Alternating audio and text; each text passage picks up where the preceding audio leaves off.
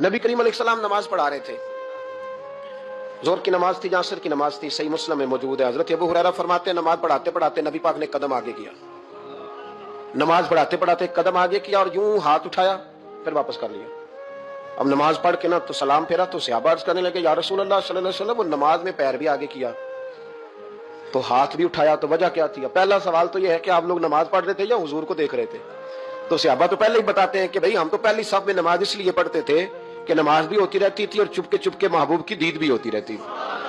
हुजूर से पूछा या रसूल अल्लाह, वो नमाज पढ़ते पढ़ते कदम आगे बढ़ाया आपने तो फिर पीछे कर लिया, क्या था?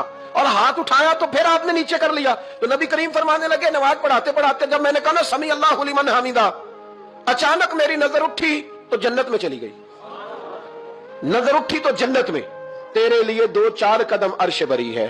तो महबूब फरमाते हैं जब मेरी ऊपर नजर गई ना तो मैंने देखा कि अंगूरों का एक खोशा लटक रहा है जन्नत में, तो मैंने हाथ बढ़ाया कि तोड़ लूं। हुजूर खड़े हैं मस्जिद नबवी में और फरमाते हैं कि मैं यहां खड़े होकर हाथ ऊंचा करूं तो मेरा जन्नत तक पहुंच जाता है। फरमाया मेरा इरादा हुआ कि वो खोशा जन्नत का तोड़ लूं और जरा मैंने पैर आगे बढ़ाया ही था तो मेरे दिल में ख्याल आया कि जन्नत राज है तो राज ही रहनी चाहिए, ये राज खोल गया तो मजा नहीं आएगा। तो मैंने फिर वो हाथ वापस कर लिया। सहाबा कहते हैं जब नबी करीम ने ये बयान किया तो हमारे चेहरे ने तजस्सुस से खेल उठे, तजस्सुस से हम कोई बात और भी सुनना चाहते थे। तो महबूब फरमाने लगे अगर मैं वो खोशा तोड़ के ले आता और तुम्हें दे देता तुम कयामत तक भी खाते रहते तो तुमसे खत्म नहीं होना था।